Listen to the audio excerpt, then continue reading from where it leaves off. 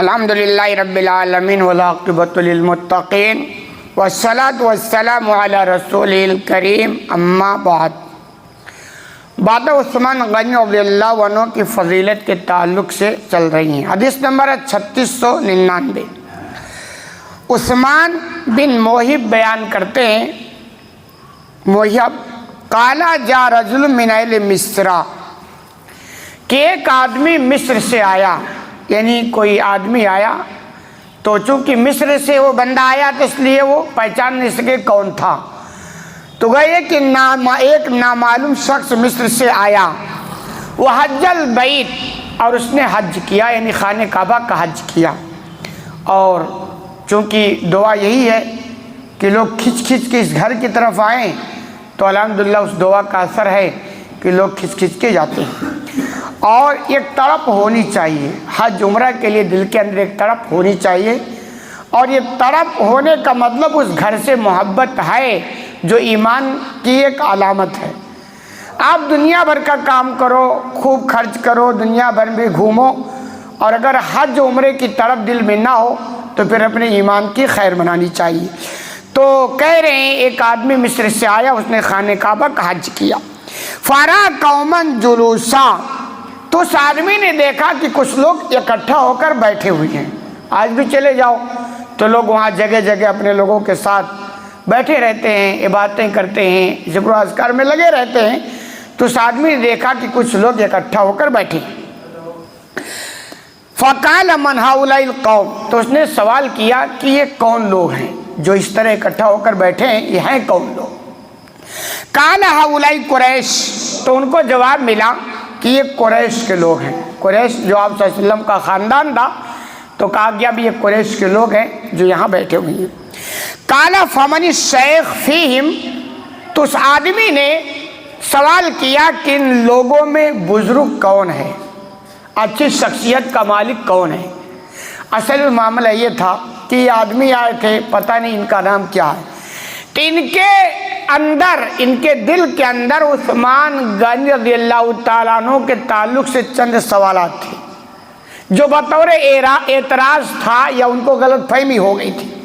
تو انہوں نے کہا چونکہ عثمان بھی قریش سے ہیں اور ان کو لگا کہ یہ لوگ بھی قریش سے ہیں، تو کہا، پھر پوچھا کہ بھی ان میں اچھا کون ہے، بزرگ کون ہے، کیونکہ میرے سوالوں کا صحیح جواب وہ دے گا جو بزرگ ہوگا، جو ایک اچھا آدمی ہوگا۔ تو انہیں پوچھا اس قریش میں بزرگ کون ہے، اچھی شخصیت کا مالک کون ہے؟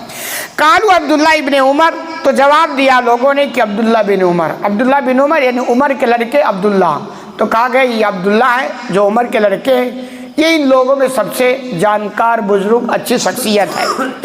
قال یا ابن عمر انی سائلک عن شیء، چنانچہ اس اجنبی آدمی نے کہا کہ اے عبداللہ ابن عمر، میں تم سے کچھ سوال کر رہا ہوں، فحدثنی عنہ، اور مجھے امید ہے کہ تم مجھے ان سوالوں کا جواب دو گے، یعنی یہ قریش میں تم اچھے لوگ ہو، اور تو میرے چند سوال ہیں اور مجھے امید ہے کہ تم میرے ان سوالوں کا جواب دو گے۔ هل تعلم ان عثمان فر یوم احد، تو پہلے سوال تھا، میں نے کہا کہ عثمان کے تعلق سے تھا، تو اس آدمی نے عبداللہ بن عمر سے کہا کہ کیا آپ جانتے ہیں کہ عثمان غنی یہ احد کے دن فرار اختیار کر لیے تھے، یعنی میدان چھوڑ کر بھاگ گئے تھے۔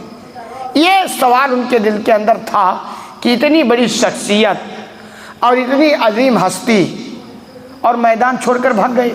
غزوہ احد کا واقعہ آپ نے سنا ہوگا کہ احد پہاڑ پر آپ نے کچھ لوگوں کو متعین کیا تھا اور کہا تھا کہ کسی بھی حالت میں امرین تم اپنا یہ جگہ نہیں چھوڑنا، لیکن بشری تقاضا لغزش ہو گئی اور وہ جگہ چھوڑ دی۔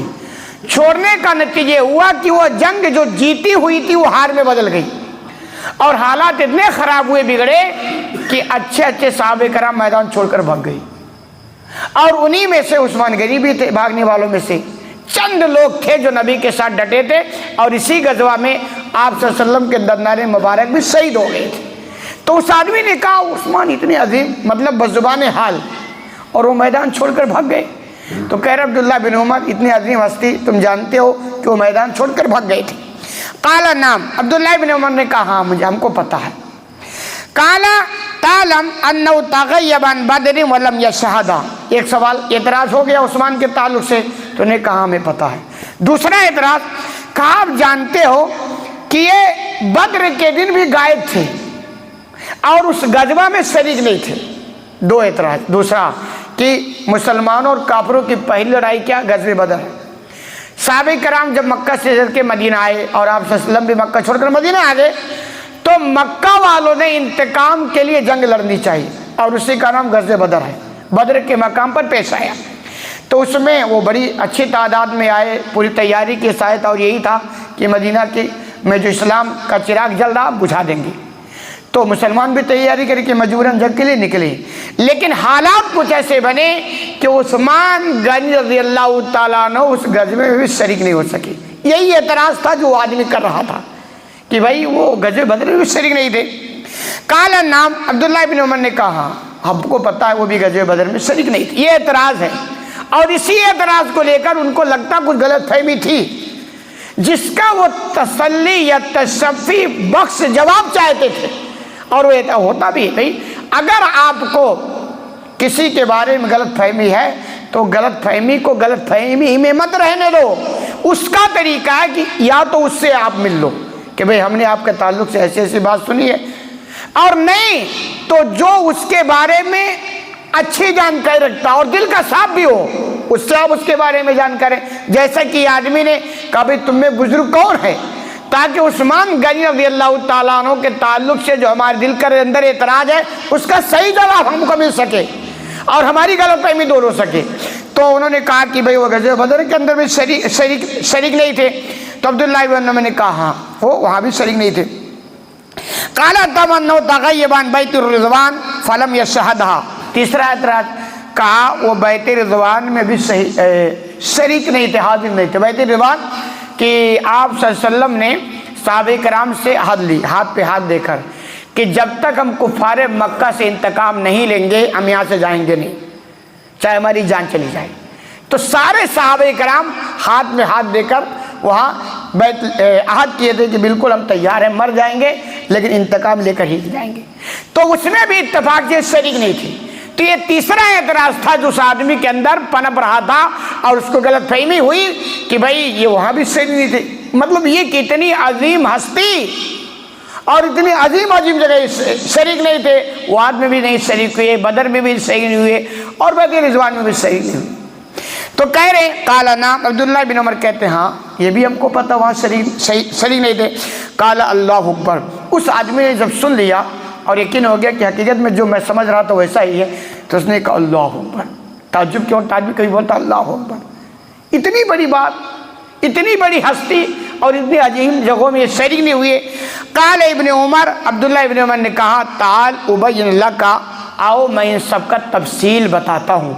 कहा ये आपकी गलत फहमी है। वो क्यों नहीं हुए भाई, हो सकता है कोई वजह हो, कोई मजबूरी हो, कोई रीज़न हो गई हो और वो शरीक नहीं हो सके हो।